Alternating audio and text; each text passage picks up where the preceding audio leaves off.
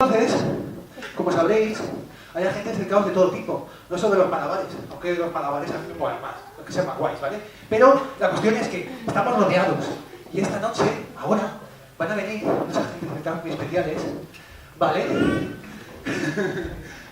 Que están por esa puerta. Porque me habéis visto mirar a esa, y claro. ¡Agentes del caos! ¡Agentes del caos!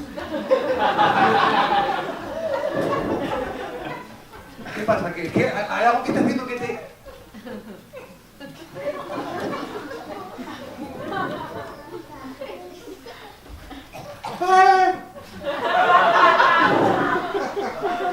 La gente del caos, cuando es capaz de concentrarse, puede llegar, ¿sabes?, súper lejos.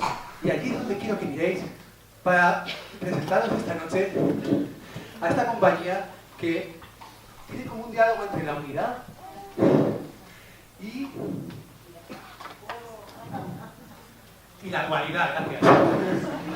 ¿Vale? Va a ser su trabajo en el juego, ¿vale? En el diálogo, en disfrutar de ello. Un fuerte aplauso per les tetes crocants. Un fuerte aplauso.